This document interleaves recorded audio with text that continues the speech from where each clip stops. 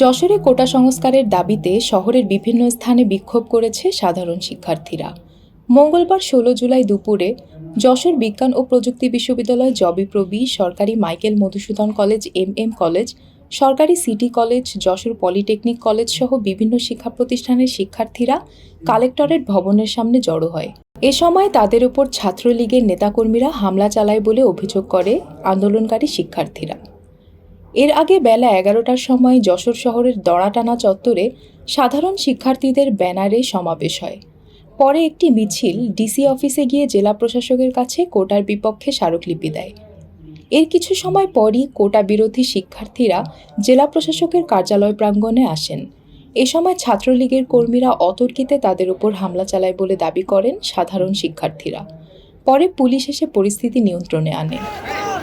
পরে শিক্ষার্থীরা প্রেস ক্লাবের সামনে জড়ো হয়ে বিক্ষোভ করে। এর আগে যশোর মেডিকেল কলেজের শিক্ষার্থীরা যশোর খুলনা মহাসড়ক অবরোধ করে বিক্ষোভ করে।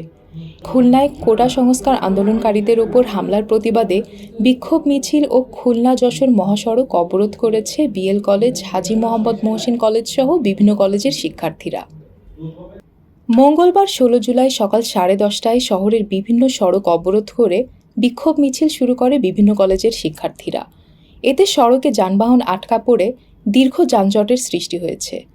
আন্দোলনকারী শিক্ষার্থীরা বলেন, কোটা সংস্কারের যৌক্তিক দাবিতে আমরা শান্তিপূর্ণ আন্দোলন করে আসছি, অথচ দেশের বিভিন্ন স্থানে সাধারণ শিক্ষার্থীদের ওপর হামলা চালানো হয়েছে। এই ন্যাক্কারজনক হামলার তীব্র নিন্দা ও প্রতিবাদ জানাই। দাবি আদায় না হওয়া পর্যন্ত আন্দোলন চলবে বলে জানান শিক্ষার্থীরা।